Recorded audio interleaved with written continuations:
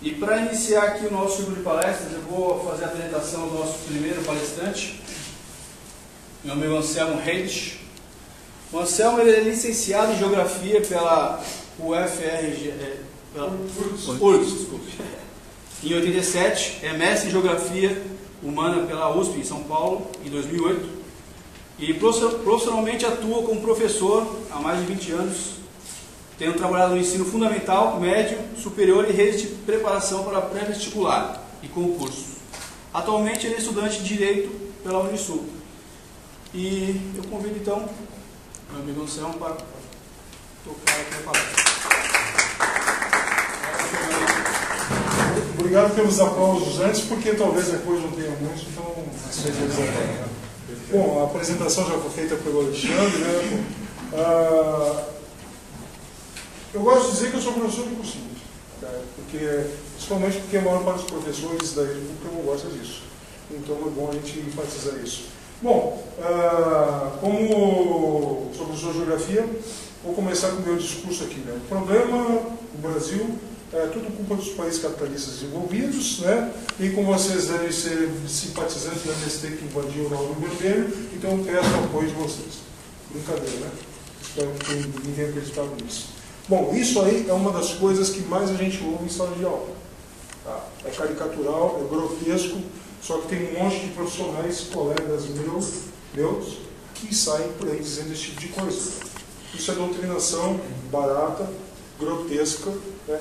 E é feita com dinheiro dos nossos impostos. Então, acho assim, cada um, quando pretende contribuir com algo, né, busca trazer experiências da sua área, né? A minha área é uma das mais panfletárias de um tipo de discurso que eu acho que ajuda a movimentar não só a América Latina, mas basicamente a América Latina, num caminho político errado, equivocado. Né?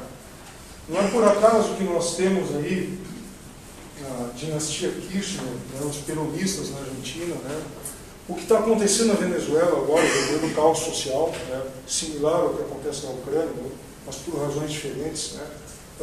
No caso da Bolívia, aquela estagnação, embora eles tenham crescido o PIB, mas por outras razões, né, mas esse tipo de problema social derivado de líderes, né, que são aclamados como salvadores da pátria nesses países latino-americanos, né, e que usam um tipo de discurso que vem lá desde o pós-guerra, certo? Servindo de combustível para enganar as massas. Né? E esse tipo de coisa tem uma base, não é à toa que esses líderes chegam onde chegam. Né?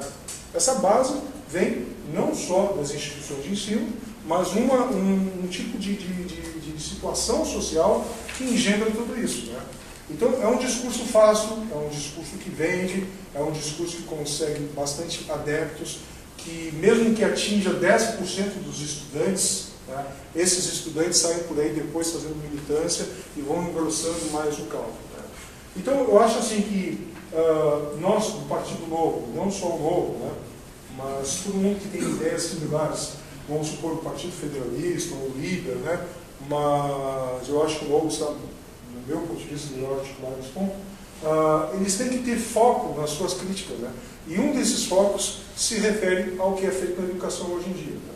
Eu acho uma barbaridade o que acontece em alguns casos, né, eu tento comentar alguns com vocês, né, mas, de modo geral, como sou professor de Geografia, vocês dão um apanhado geral sobre algumas coisas, que eu acho que muitos de vocês têm mais conhecimento que eu ou estão a par do assunto também. Né.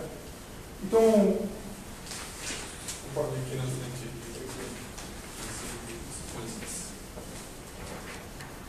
Tá.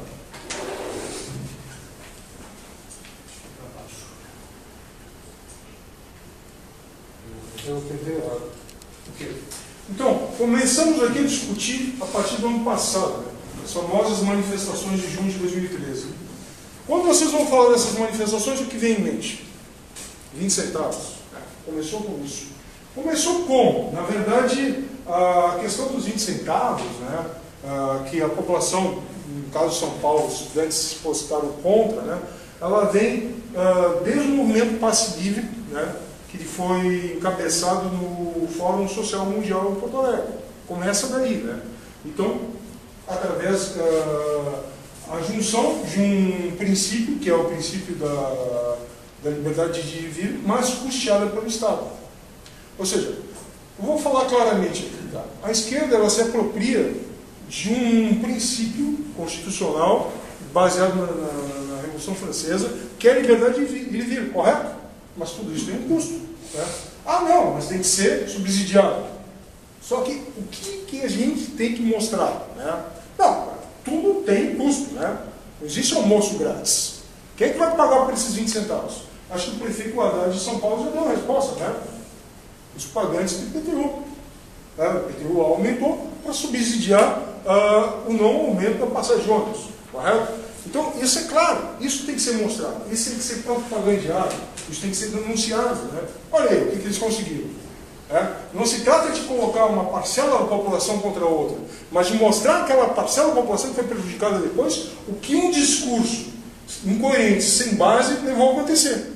Agora, qualquer situação de caos social, de insurreição, de pré-revolução, digamos assim, né, existe uma heterogeneidade de ideias. Bom que no meio disso tudo aí, vem muita gente protestar com ideias corretas, né, contra a corrupção. Sim, contra a corrupção. Mas contra a corrupção, apesar de ser uma coisa consensual, não há quem diga, não, eu sou a favor da corrupção. A princípio todos se desencontram, só que acaba por escamotear um detalhe. Nós estamos falando daquilo que é ilegal, daquilo que funciona mal e é legal. Mas e aquilo que funciona mal e é legal? Está amparado pela lei. Esse que é o problema. Tem muito isso no Brasil, né? Então eu acho assim que a gente se posiciona contra a corrupção, contra a ilegalidade, contra a imoralidade, mas a gente tem que separar, por exemplo, o que é moral do nosso ponto de vista. Nós temos esse ponto de vista moral, embora não seja correto pela lei. Bolsa Família é legal? É. Eu considero moral? Eu, Anselmo Reich, não. Eu considero moral. Então tu é contra qualquer tipo de subsídio, promoção ao indivíduo para acabar com a pobreza? Não. A princípio eu sou a favor. A uma promoção social, desde que haja a contrapartida, projeto, com início, meio e fim, e resultados disso. Né? Um exemplo claro é a reforma agrária, iniciada no governo FHC, certo? Onde dezenas de milhões de famílias foram aceitadas. Mas desde aquela época não existe um ensaio, não existe uma pesquisa mostrando o resultado disso. O resultado em termos de produtividade. Quantos por cento, no caso do norte do Brasil, abandonaram a terra? Abandonaram, venderam ela? Como se vende por aí nos contratos de gaveta aí na ilha, vende-se as chaves, vende-se a casa, em contratos feitos sem o processo jurídico correto, né? E quantos por cento no sul abandonaram? Por que ocorre isso? Eu nem estou dizendo que eu apoio a reforma agrária, mas eu estou dizendo que não existe esse distúrbio. Então aquilo que é dado legalmente precisa ser transparente. Esse é um foco que nós temos que atuar. Ora, a reforma agrária deu que resultados? Então a questão do Bolsa Família, né? Quantos por cento desses que são beneficiados pelo Bolsa Família já conseguiram se tornar independentes deles? Ouvi alguns dados por aí sendo divulgados, né? Mas eu quero saber quantos realmente conseguiram se tornar independentes economicamente, têm empregos, né? Então isso precisa ser cobrado, né? Quer dizer, um ponto de vista moral. Mas moral, cara, nós estamos falando de economia, estamos falando de sistema econômico, vem falar de moralismo, sim. Porque a base do sistema, vamos chamar capitalista, embora eu ache esse nome até pobre, eu acho o nome, a expressão economia de mercado muito mais justa, né? E capitalismo é uma designação esquerdista, né? Você está beneficiando o capital. Não, cara. Se eu apoio capitalistas, eu estou defendendo o meu ponto de vista de consumidor. Eu quero que os capitalistas, entre aspas, se ferrem, que eles compitam entre si e que haja produtos melhores e mais baratos para mim. Quando eu falo em capitalismo, defesa capitalista, eu estou falando do meu ponto de vista, de consumidor, de indivíduo. Então eu acho que a economia de mercado é um nome melhor. Mas tudo bem, deixa esse detalhe de lado. Então eu acho assim, que se nós temos que ter um discurso moralista mesmo, né? Porque justamente esse discurso moralista foi que no passado engendrou as bases desse sistema de economia de mercado que nós temos hoje, entendeu? Basta ler aí o livro Ética Protestante, o Espírito do Capitalismo, do Max Weber, ele deixa isso bem claro, entendeu? Como uma visão religiosa, eu não estou aqui, por favor, fazendo defesa de nenhuma religião específica, mas como uma determinada visão religiosa, ela criou uma postura ética com relação ao desenvolvimento da economia, né? Então é importante a gente ter esse discurso moral, assim. Ah, aquele indivíduo é imoral. Não, quem está fazendo está dentro da lei. Mas eu acho isso errado. E dane-se. Isso é bom, porque são essas ideias, essa cultura geral, que vai criar um clima depois para a gente ter um projeto para mudar a lei. Digamos que nós consigamos, não nessas eleições, mas numa futura eleição, estabelecer um projeto assim, vamos cortar na carne, dar um exemplo moral, mesmo que isso seja ínfimo em termos de PIB. Reduzir os salários dos parlamentares do Congresso Nacional e dos demais entes federativos a uma média do que nós consideramos aceitáveis de países envolvidos. Pega lá a Finlândia, chuta o pau do barraco, chuta para cima. Pega a Finlândia, Canadá, Austrália, Nova Zelândia, vê o que ganha um parlamentar, em média, em relação à renda média do seu país. Obviamente que vai ser bem menor que a do Brasil. Né? E estabelece, eu gostaria que o Brasil tivesse com orçamento para a sua Câmara, para a sua casa, para o Congresso, Senado e Câmara dos Deputados, essa média de salário aqui. Daí, claro, não vai passar, Anselmo, porque a maior parte dos parlamentares, não vai ter maioria nesse estágio de desenvolvimento do partido, a maior parte dos parlamentares vai votar contra, ok. Mas olha o respaldo em termos de mídia que isso vai nos dar. Bem claro, na entrevista na Veja, isto é, Época, sei lá, né, ou nos grandes jornais de circulação nacional, vocês defendem então cortar o próprio salário? Sim, por que não? Né? Entendeu? Quais são as nossas necessidades? Então, esse tipo de coisa, entendeu, é uma guerra cultural. E eu não estou falando isso como estratégia eleitoral, estou falando que eu acredito nisso, entendeu? Outra coisa, teve uma das fotos que eu vi nessas manifestações que eu achei muito interessante, tinha um senhor de idade protestando contra a tomada de 3 furos. Muita gente achou hilário isso, mas eu achei o protesto dele tão focalizado, tão justo, porque toca em vários assuntos. Mostra o ponto de vista dele como indivíduo que foi prejudicado, questiona indiretamente quem é que foi beneficiado com essa nova normativa, quem é que produz esse novo sistema de tomadas. Então, toca em várias questões que eu acho muito mais producentes, muito mais úteis para a sociedade, do que simplesmente dizer eu não quero pagar 20 centavos. Para quê? Para o estudante da USP e uma passagem reduzida ou subsidiada para a universidade. Entendeu? Bom, aqui nós temos alguns rankings nacionais. Né? Alguns são bem conhecidos. Isso aqui é do Fórum Econômico Mundial, né? Aquele realizado em Davos. Eu não sei se essa edição foi realizada em Davos, na Suíça, talvez tenha sido realizada em algum país árabe, eu não tenho nem certeza disso. Eu sei que eu tirei da página do Ricardo Amorim, aquele economista do Manhattan Connection, né, que ele divulgou esses dados. Então, uma comparação, como está dizendo, entre 148 países, né, só lembrando que o mundo tem mais de 200, né, tem alguns que realmente não têm serviços estatísticos, ou não disponibilizam os dados porque não querem, né, ou alguns se disponibilizam com as melhores realidades possíveis, como Cuba, né, deve ser verdade, para a família Castro, claro. Né. Então, aqui, acesso à educação básica, né, 69º colocado mundial. Né? Claro que isso deve se referir a número de matrículas. Isso não se refere à qualidade do ensino, que é outra questão. Acesso à universidade, está dentro do 5º lugar, né? Qualidade do ensino universitário, daí cai bastante. Qualidade do ensino básico, cai mais ainda. Né? Legal? Vou dizer uma coisa para vocês. Eu trabalhei mais de 20 anos como professor da rede de ensino privado em São Paulo. Em São Paulo foram 18 anos. Então, em escolas de ensino médio, basicamente curso para vestibular. E aqui em Florianópolis eu trabalhei em Biguaçu, na rede pública de ensino, né, que era considerada a pior da cidade em termos de qualidade de ensino da grande Florianópolis. Eu trabalhei em escola que era considerada a pior de Biguaçu. Então eu vi bem como é que a coisa funciona. Muita coisa tem a ver com o que eu já imaginava. Outras eu vi interessante. Cara. Tivemos 3 diretores, os 2 primeiros comiam pão que o diabo amassou. Um era uma corrupta, o outro não fazia nada, ficava olhando pornografia na internet, os próprios alunos diziam isso, e a porta do aberta. Mas a terceira diretora levantou a escola, ela era uma líder, ela não parava, entendeu? Ela não parava, ela ficava entre os corredores, detectando problemas, chamava os alunos que estavam a ponto de brigar, ficavam amanhã todas ali, chamava a pai, tinha dedicação. Por quê? Era uma andorinha, tentando fazer verão, sozinho. O problema é esse, é que nós conhecemos o nosso sistema público, no caso de ensino que eu estou falando, e acaba dependendo da boa vontade de certos indivíduos. Como transformar esse sistema numa coisa mais lógica? Exato nunca vai ser, mas algo mais lógico que não dependa só da boa vontade de um ou outro indivíduo, mas que as pessoas sejam obrigadas a agir bem. Como é que se faz isso? Em primeiro lugar, corta a estabilidade total. Tá, é óbvio, cara. Eu sou indivíduo, eu recebo estímulos, cara. Se eu tenho estímulo de ganhar X, independente da qualidade do serviço, com o tempo eu vou cair. Porque mesmo que eu seja um cara legal, um cara bom, bem intencionado, eu vou ver outro indivíduo fazendo droga nenhuma e recebendo o mesmo que eu. E ainda sendo aclamado pelos outros, porque ele está dando uma atitude exemplar. Então, cara, tu tem que cortar privilégios, cara. Que negócio é esse de ter um regime de trabalho diferenciado para uma categoria que para outros? Então, a longo prazo, sem que seja uma luta gigante contra quem manda nesse país, que são os sindicatos, né?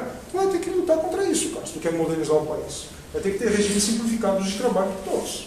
Entendeu? Ou liberdade para que as empresas possam gerir os seus contratos com os seus trabalhadores. Entendeu? O que acontece, cara? Nós temos hoje um sistema que ingessa a produtividade. O cara que é contratado e não é concursado nessas escolas, ele não pode faltar tanto quanto os concursados estatutários. E, obviamente, ele é que leva o sistema nas costas. E ele não tem as garantias dos outros. Eu vi isso. E acho que aqui muita gente já conhece essa realidade. Mortalidade infantil, isso aqui é um flash da realidade, está mal, está na média entre 148. E claro que melhorou ao longo do tempo, vamos ser justos também. Mas não melhorou por causa desse ou daquele governo, né?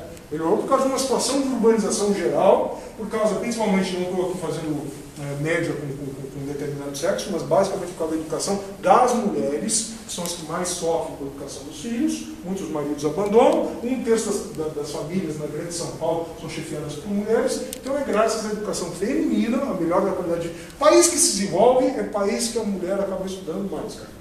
Daí os filhos são melhor preparados, né? Então, se isso aqui tem alguma causalidade relacionada, né, cara, é por causa de um maior índice de educação das mulheres. O país que se desenvolve é um país que as mulheres têm a melhor qualidade de vida. E os homens vão a reboque também, né? Expectativa de vida também está na média, nós estamos aumentando, né? E, assim, é engraçado isso porque eu cresci ouvindo, hoje em dia se fala do aquecimento global, agora nem tanto. Bem contestado, né? Assunto que não vamos entrar agora. Mas eu cresci ouvindo falar do mito da superpopulação mundial. Era o fantasma da minha época. Eu tenho 48 anos, então quando eu era jovem nos anos 70 e 80, esse é o grande problema mundial. Mas o grande problema mundial hoje, principalmente no caso da Europa, né, cara, não é o excesso, cara, mas é a população idosa sem um equilíbrio com jovens e repondo a força de trabalho. Né? Aí incentiva a imigração para trabalhos pesados, e esses imigrantes, via de regra, não têm a cidadania como deveria ter, e acaba sendo uma força de trabalho dispensável com o passar do tempo. Né? Esse é o problema, que os Estados Unidos, graças à sua imigração maior, não enfrentam da mesma forma que na Europa. E claro, devido a uma legislação mais moderna nos Estados Unidos, se tu comparar com um país como a França. E aqui nós temos também cientistas e engenheiros em relação ao total da população. E desses 148 países estão numa posição bastante desvantajosa, né? Qualidade do ensino de matemática e ciências. E aqui uma coisa interessante, exportações em relação ao tamanho da economia. Numa lista de 148 países, o país que tem a quinta maior população do mundo, que tem a quinta maior extensão territorial do planeta, que em termos territoriais tem a maior quantidade de terras para habitar, porque a Rússia tem um grande deserto gelado, o Canadá idem, Austrália 66% de desertos, Estados Unidos 1/4 de desertos, China 1/3. Então o Brasil é o país do mundo que tem a maior percentual de território para ser habitado do mundo, e nós temos a posição 145, um total de 148 de exportações em relação ao tamanho da nossa economia. Nós exportamos muito pouco.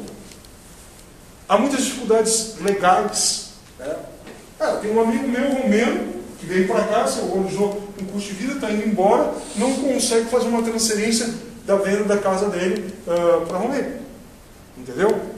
Tem dificuldades de uma abertura de conta e de transferência do dinheiro. E segundo ele, a maior parte dos funcionários do banco não sabia informar ele, ele teria que deixar ainda 16% do valor da casa aqui como imposto de exportação. Beleza, né, cara? Cara, eu não estou falando de Inglaterra, não estou falando de Alemanha, não estou falando de Suécia, estou falando de Romênia, cara. Eu estou falando de um país que passou por uma ditadura comunista horrorosa, que o ditador deles foi assassinado em praça pública. Eu não devia dizer aqui, merecidamente, porque não é bonito, tá? Mas, digamos que algum tipo de justiça ocorreu. Daqui a pouco vamos chamar de Shirazai, então deixa quieto.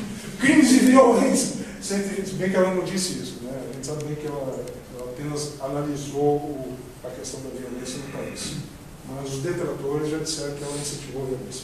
Crimes e violência é uma posição nada confortável. Isso aqui realmente é padrão de país muito subdesenvolvido. Nesse aspecto, você sabe melhor do que eu, não melhorou o país. Em grande parte devido à nossa legislação bastante fraca e pouco incentivo à repressão. Hoje em dia, falar em repressão parece que o cara é do demônio. Não, cara, reprimir, cara.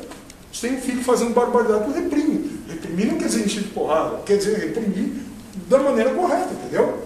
Então, não, é tudo social. A educação resolve. Cara, se o cara é um psicopata, um serial killer, não adianta educar, entendeu? Ele tem que ser contido. Eu sou contra a pena de morte, tudo bem, isso é discutido. Mas tem que ser discutido uma punição, uma repressão. O cara tem que ser isolado da sociedade se não tem jeito. Se tem direito, se tem solução, sim, né? Mas, cara, isso aqui, ó, é um tipo de legislação fraca. É um tipo de repressão inócua. Né? É um tipo de aparato político, administrativo ridículo, entendeu?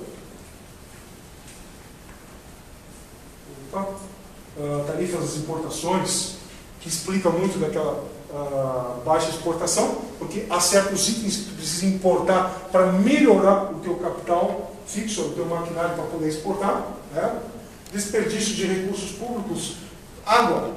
O pessoal fala de economizar água, fecha a torneirinha, não sei o que, usa sistema ali na privada ali, com 2 botões e tal, mas e a água que é desperdiçada em tubulações sem manutenção?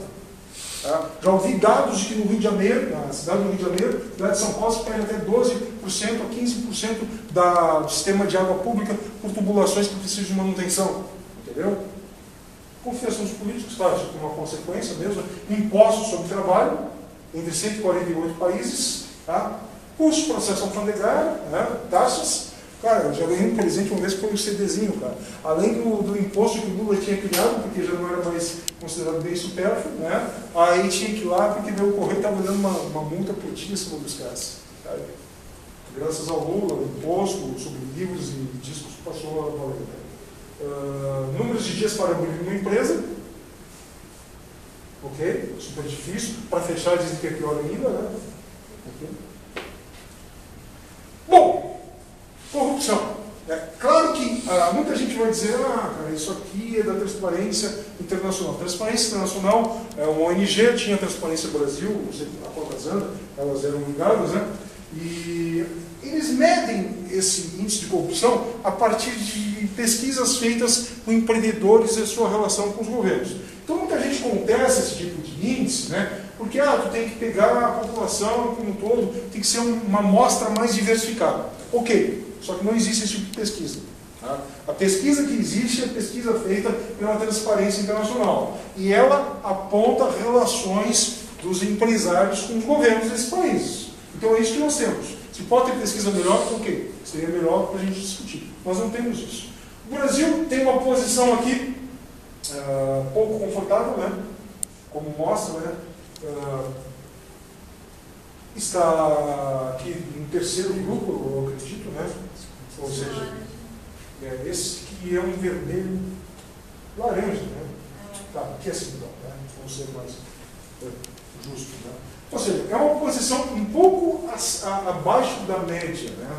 No caso aqui sendo inferior e aqui uma posição superior. Correto? Claro que tem países muito mais complicados, né? Mas também é o seguinte, né? Comparar com o Somália, que é um país dividido em clãs, claro que tudo lá vai depender de favores com políticos, né? Ou Afeganistão, país tribal, né?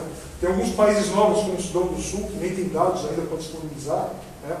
Então, o Brasil, assim, em relação ao contexto latino-americano, né, fica perdendo para países como o Chile, que é um país relativamente bem organizado na América do Sul, e para o Uruguai. Mas fica melhor do que alguns dos seus vizinhos aqui, como os países do Prata, Argentina, a própria Bolívia, né? E sem dúvida nenhuma que Venezuela. Né? Depois que o bolivarianismo assumiu lá, a Venezuela tem caído em vários índices, né? Inclusive de criminalidade. E claro, aí nós temos os países aí que são conhecidos já por sua excelente qualidade de vida, como a Austrália, o Canadá, Finlândia, que geralmente estão nas cabeças. Quer dizer, é um país que em termos mundiais, ele está na média em vários indicadores. Isso não foge à regra no caso da corrupção. Eu acho que isso aqui tem que ser mostrado, só tem que ser analisado com um pouco de cuidado, porque parece que o problema do país é só isso. E isso não é só, isso é grande. Só que isso é a parte legal. Tem a parte legal que funciona mal para a economia, funciona para a sociedade, funciona mal para a criação de uma cultura baseada em valores morais, entendeu? Valores logo morais, são valores são morais. E o que acontece? Com o tipo de legislativo que a gente tem, né, que cria lei pra caramba, entendeu? Nós temos muitas leis. Se torna praticamente ingovernável depender de um legislativo que tu tem que comprar através de processo de corrupção como mensalão. O que os governos executivos, como foi o caso do Lula, faz? E eu não estou defendendo o Lula, estou mostrando que ele é um sintoma de algo que acontece. Edita medidas provisórias. Então o executivo tenta se descolar do legislativo. Eu não estou falando que o Lula é santinho. Eu só estou dizendo que é compreensível, porque tu tem que comprar apoio dos caras. Então tu edita medidas provisórias. Entendeu? O governo FHC não foi diferente, certo? Embora a quantidade seja menor. Mas veja bem que de 2003 a 2007 aumentou em 125% o número de medidas provisórias para poder governar. E eu não estou falando que o governo foi bom por causa disso. Eu estou dizendo que descolou da base legal. Teve que criar normas a partir do executivo para poder executar o governo. Ou seja, o que tem que fazer? Isso aí é uma coisa que não depende só de valores ideológicos, de filosofia política, que todos nós concordamos aqui em alguns aspectos básicos, né? De política pública mais bem acabada que nós temos, o que é? Aqui, não mais bem acabado, no sentido melhor, mas aquilo que funciona, para bem ou para mal. Tá aí. Todo esse monte de leis, uma Constituição Cidadã desde 1988, né? Milhares de leis, para ter isso aqui como melhor política pública. Eu não estou falando que tem que cortar isso aqui todo mundo, mas eu quero saber o resultado. Quantos anos isso existe? O que deu de resultado positivo? Quantas pessoas ascenderam socialmente? Se a gente for fazer um score entre classes sociais, empregos que foram gerados a partir disso, filhos dessas famílias que concluíram um determinado grau de estudo, ensino médio. Esse tipo de pesquisa tem? Não tem. Entendeu? Então, claro, não sabe o que é compra de voto, né? Mas além disso, tem que se propor alguma coisa. Tá, vamos retirar isso, mas o que se põe no lugar? Ah, não tem que ter política pública, tem que só privilegiar a economia de mercado. Sim, é aceitável isso. É discutível. Concordo com esse ponto de vista, então vamos discutir. Mas vamos propor medidas a partir disso, entendeu? Para que as empresas não precisem levar mais de 140 dias para serem criadas, então, que levem menos, para que não se gaste mais de 30 mil reais com recém-aceitado por terras da reforma agrária, que esses 30 mil reais, então, sejam destinados para montar uma microempresa, entendeu? Que haja uma racionalização disso. Né? A gente tem que criticar aquilo que funciona mal do governo, mas tem que propor alternativas. Porque se a gente tiver num mundo dicotomizado entre bem e mal, entre sim e não, não tem alternativa para acabar com a pobreza, só isso. Então tá, é só isso. Mas eu não acredito nisso, e acredito que vocês também não acreditam. Entendeu? Então a gente tem que ter alternativas.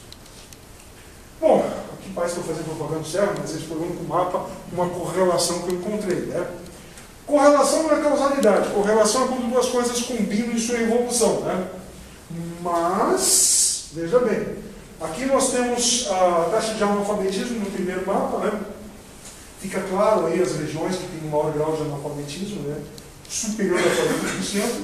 E depois aqui no resultado da última eleição, né? Aqueles municípios e estados, consequentemente, onde os candidatos à eleição presidencial, Serra e Dilma, foram mais votados. Né? Então acho que dá uma visão bastante realista aí. Se não é isso que fez a Dilma ser eleita, né? Mas pelo menos isso interagiu. Né? Então isso tem que ser mostrado. Né? Ser feito, aí entra meu papel, como geógrafo, entendeu? Procurar correlações municipais, entendeu? Mostrar isso, entendeu? E para nós conhecer os nossos apoios, para nós conhecermos os nossos apoiadores, saber, por exemplo, quem que apoia o novo, de que classe vem, de que região vem, entendeu? Isso é importante, porque nas regiões que somos fracos, nós vamos ter que estudar estratégias de atingir a população com a nossa estratégia, mudando a linguagem, não se vendendo com propaganda ilusória, mas tendo um acesso de comunicação, entendeu? Bom, o dilema do capital. Qual é que é o dilema do capital, né? Me parece claro que os estatistas, vamos chamá-los assim, porque daí pode dividir os socialistas, comunistas e vários outros, me parece claro que os estatistas desistiram da revolução. Se torna muito mais interessante hoje fazer alianças com alguns grupos estratégicos e a partir desses grupos estratégicos tu criar mercados protegidos para eles, né? Olha, faz muito tempo eu li no Valor Econômico que o custo do cimento no Brasil era de 6 vezes o mercado mundial, né? Tenta importar cimento para te ver se consegue. Não consegue. Baixa até Ibama ali para ver se aquele cimento não vai trazer algum tipo de fundo. Tá? Não consegue importar cimento. E o principal monopólio do cimento no Brasil é de um senhor, cara, que independente de qual seja o partido que está no poder, está sempre lá. Então, cara, essas ações entre amigos, entre capital e Estado, cara, mostram que é muito mais interessante para o estatista de hoje fazer uma festa com determinados grupos privilegiados, entendeu? Do que fazer realmente uma revolução, como eles sempre empregaram, como os estudantes pregam. Os estudantes esquerdistas são, perdão da palavra, da expressão, idiotas úteis. Porque esses caras não são os primeiros a serem traídos pelos seus governantes quando eles chegaram ao poder e fizeram os acordos. Basta ver, cara, que os bancos são os melhores negócios do país. Né? Tem que ter banco, evidente, né? Mas o setor produtivo que funciona é um setor que é proporcionalmente menos tributado, o agronegócio. E nem é louco de quebrar o agronegócio. Quebrar o agronegócio, as nossas exportações diminuem e as nossas reservas externas somem. Né? Então esse é o setor que funciona bem no Brasil de modo competitivo. Né? Sou favorável a ele. Só que eu sou favorável que outros setores da indústria, do comércio, eles também tenham essa mesma competitividade. E para isso tem que fazer reforma tributária. Né? Olha o seguinte, cara, o Brasil ele tem cerca de 80%, e um lugar do Brasil, que é lá no Pará, no Rio Trombetas, tem 80% da reserva de bauxita do Brasil, que é a base do alumínio. Né? O Brasil tem cerca de, não quero mentir, eu vou chutar para baixo, um quarto da bauxita mundial. Tá? A nossa latinha de refrigerante ou cerveja, sei lá o que for, que é feita de alumínio, é mais cara do que o mesmo refrigerante ou cerveja no exterior. Por quê? Por causa dos impostos em cascata. Vem imposto sobre a energia, em primeiro lugar. Nós temos uma das energias mais caras do mundo. Com toda a base hidrográfica que nós temos de rio. Depois vem imposto sobre a bauxita, depois sobre a pasta que é alumínio, depois sobre o produto final que é alumínio. Em outros países do mundo, onde eles não têm tanta disponibilidade de bauxita, que é matéria-prima, o imposto é só sobre o produto final, 6%. E acabou. Entendeu? Então, racionalizar o Estado, racionalizar os tributos, racionalizar a legislação. Né? E parar com essa história de meter filosofia em algo que deve ser lógico. Então, é a favor da propriedade privada ou não é? Sou. Ponto final. A propriedade privada, mas com fim social. O que é o fim social? É o fim para os indivíduos? Então é um fim social, tá bom? Não precisa de ser. Se é propriedade privada, eu não vou ter propriedade privada para botar fogo nela. Né? É para algo que seja meu proveito, então já é social. Então esse tipo de coisa, cara, esse tipo de mistura, de poluição na legislação, gera essa confusão toda que nós temos. Onde o Estado acaba criando N dificuldades para vender facilidades depois. Bom, quais são as premissas da invasão do MC? A gente sabe que muitos deles hoje não são agricultores, só queria fazer um adendo. 1984, quando eu era estudante, obviamente simpatizante da esquerda, né? Achava que eu era anarquista, gostava das ideias dos caras e tal. Aí eu visitei um acampamento do MST na Fazenda Doni, no norte do Rio Grande do Sul, né, cara? Eu vi extremamente bem organizados, tinha escola, tinha um pátio limpo, né? Hoje em dia a gente vê que a maioria não é mais assim, tá? Realmente eles pegam a maioria das periferias urbanas, né, para engrossar o caldo. Mas o que está nas premissas deles, né, cara? Não é alimentação. Eles dizem que é alimentação, cara, mas é ocupação para uma propriedade com fins sociais. Né? Então, isso tem que ser uma ideia discutida. E há uma mistura disso hoje em dia com o discurso ambientalista. Isso aqui é um dado que eu peguei de uma ONG ambientalista, né? Millennium Ecosystem Assessment. Né? Aqui é bem interessante isso. Veja bem aqui, ó. Isso aqui se refere ao século XX. Terras em degradação, terras secas em degradação, que são essas marronzinhas, que não se trata de floresta. Agora, áreas de desflorestamento. As principais são as em vermelho. Obviamente, aqui na borda da fronteira amazônica, na África Equatorial e aqui no Sudeste Asiático, é onde tem mais. São áreas tropicais. Agora, as florestas que existem, são verde claro. Canadá ali, um monte, taiga russa aqui, extensa. Agora, olha o verde escuro. Ganho de florestas. Como assim ganho? Sim, graças às políticas de reflorestamento para ter madeira. Ok? O que é algo lógico. Tu desmata, tu tem que reflorestar para ter madeira. Óbvio, óbvio, normal. O que o ambientalista radical diz do pinheiro? O que ele diz do eucalipto? Tira. Tira e deixa tudo natural. Ok? Se deixar tudo natural, a gente vai desmatar a mata nativa. Cara, floresta reflorestada para produzir madeira é que nem agricultura, é que nem feijão. Tu tem que plantar para ter aquilo. Se tu não quer acabar com a Amazônia,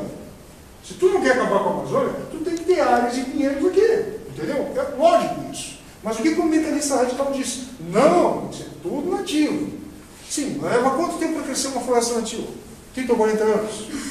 Não vai ter madeira. Então, para a gente não atacar a Mata Atlântica, para a gente não atacar a Amazônia, que pode ter outras utilidades econômicas mais apropriadas, tu tem que ter floresta de pinheiros, para ter madeira, ou eucalipto, ou outra que seja.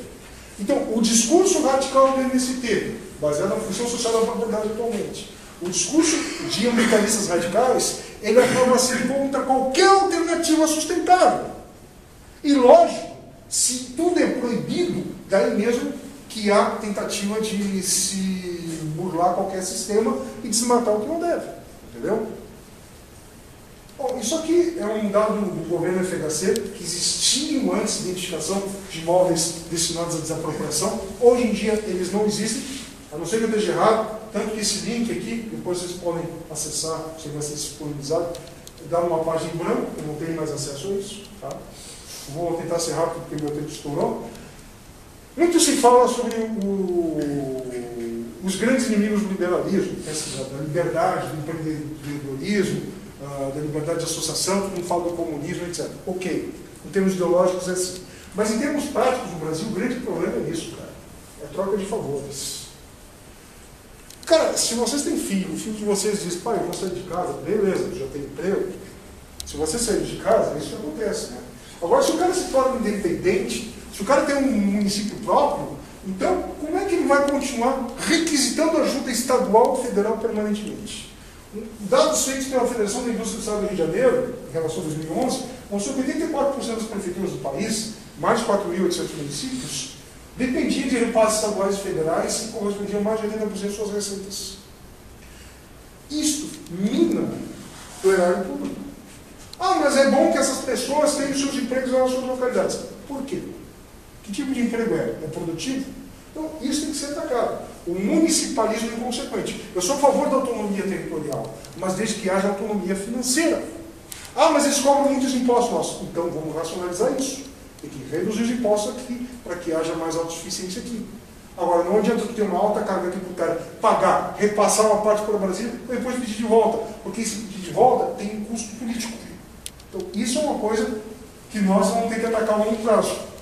E o que está por trás, ficou trocado esse slide, né, mas desse tipo de mentalidade assistencialista, né, contra o capital, a tecnologia, não é uma coisa nova, é uma coisa do século XVIII na Inglaterra, onde um personagem fictício, né, Blood, serviu para justificar a quebra das máquinas, da Revolução Industrial, porque se acreditava que elas iam tirar emprego. Claro, a Inglaterra é um país miserável. Né? Não pode, né? E veja que a tecnologia que eles eram contra era o zíper, que tirava o emprego das costureiras também. Não pode, né? Tudo tu tem que ver mais uma perspectiva. Se pegar dados da ONU mostrando que ainda existem 170 milhões de pessoas passando fome no mundo, ok, África subsaariana, em determinadas regiões do globo, principalmente sujeitas a guerras invisibilidades, é verdade. Agora, se tu olhar uma perspectiva histórica, de 1990 até os anos recentes, são 130 milhões que saíram dessa linha de pobreza. Né? Foi a agricultura orgânica que se expandiu no mundo? Ou a agricultura de empresas do agronegócio? Os dados são claros. É aquela coisa, não estamos no estado ideal, mas estamos melhor do que estávamos no passado. Estamos longe do ideal, mas podemos melhorar ainda. Entendeu? Então, quer dizer, não é porque o ideal não foi atingido que a realidade não melhorou. Então, isso tem que ser mostrado, entendeu? Porque a divulgação, a propaganda maciça nas universidades é que o capitalismo piora tudo. Não é. Dados da própria ONU revelam isso. A ONU que tem muitas vezes um discurso bem esquerdo, bem pró-social. Esse cara aqui tem que ser atacado, entendeu? E eu me proponho isso. Não vou dizer aqui o que eu penso dele, porque isso está sendo gravado, entendeu? Mas na boa, né? Se tem um cara que eu acho que fez mal, e o programa de alfabetização dele é um programa de um americano nas Filipinas, porque ele viu que a população de lá tinha um problema, se não me engano, pós-guerra, não tenho certeza. E ele viu que a população precisava ser alfabetizada a partir de valores locais, da realidade deles. Ok. O que ele trouxe? Ele trouxe isso adaptado para o Brasil, a partir desse programa de alfabetização que já tinha sido implantado nas Filipinas, só que adaptou para um programa revolucionário. A partir da realidade do camponês, o quê? Terra, luta, revolução. Está nos livros dele, está nos livros dos seus sucessores. É claro isso, entendeu? Agora, vai num curso de pedagogia, conversa com qualquer estudante de pedagogia. Vai ver o que eles mais leem. Aí, a jovem, estudante de pedagogia, vai para uma escola pública, não consegue ter empatia nenhuma com o estudante que está ouvindo rap. E essas ideias aqui vão para o beleléu. Aí ele pega 10, 5% que ele consegue catequizar, o resto fica fazendo o que quer. E não é à toa que o nosso ensino de matemática, o nosso ensino de idioma fica no ralo. Então é o seguinte, ó, educação é uma coisa que exige disciplina. Não é disciplina militar, não. Não se trata de agressão física. Se trata de regras. Isso aqui é totalmente perdido. Não existe, cara. E o que existe? Existe isso. Doutrinação. Descarado. Tá? O que esse cara tem que falar sobre resolução de conflitos em sala de aula? Que é o que a gente mais vê quando dá aula. Nada. Não existe isso. Pergunta para um estudante de pedagogia. Qual disciplina que vocês têm sobre resolução de conflitos? Eles não têm. Qualquer curso de pedagogia no exterior tem. Que é necessário. Psicologia organizacional tem que resolver conflitos. Por que na sala de aula não vai ter isso? Bom, BRICS, né? Brasil, Rússia, Índia, China e África do Sul. Né? O crescimento da China alto, embora teve uma queda aqui de 2013 a 2014, Índia em crescimento, Rússia em crescimento, petróleo, no caso dela, México também, África do Sul, Brasil estagnado. Né? Os países emergentes, de modo geral, inclui esse, uma pequena subida. A gente tem que sair desse ciclo. Sair desse ciclo significa abandonar o Mercosul. Tá? Chega de proteger mercado para empresas brasileiras e argentinas. Porque Uruguai e Paraguai não contam. Tá? Tem que entrar no mercado do Pacífico. Tá? Tem que procurar exportar para a China com liberdade, com menos tarifas alfandegárias. Isso inclui importar produto deles. Uma mão a outra. Ninguém vai querer comprar produto nosso se não puder vender para nós também. Bom, termino. Estourei o tempo, peço desculpas. O que significa algo ser imoral? Quando é feito de modo privado, mas se torna moral quando é feito coletivamente. Desde quando a legalidade estabelece o que é moral? A escravidão já foi considerada legal. O apartheid, na época que esse professor, o Walter Lippmann, escreveu isso, o apartheid era considerado legal. O stalinismo, o nazismo, o maoísmo, também foram considerados legais. Então, o fato da legalidade de algo ser legal não justifica aqueles crimes. Isso é uma coisa importante, principalmente os estudantes de direito podem nos contribuir com discussões sobre o justnaturalismo versus o justpositivismo. Tem coisas, cara, que independem da sociedade, depende da época. É moral ou não é? Não tem que estar escrito necessariamente positivado. Tem coisas que tu tem que se insurgir. Isso é contra a moralidade, é contra o ser humano. Mas está na lei, tudo bem, então vamos lutar para mudar a lei. Acho que isso é claro. A legalidade sozinha, ela não é um talismã moral das pessoas. Tá? Obrigado. É isso.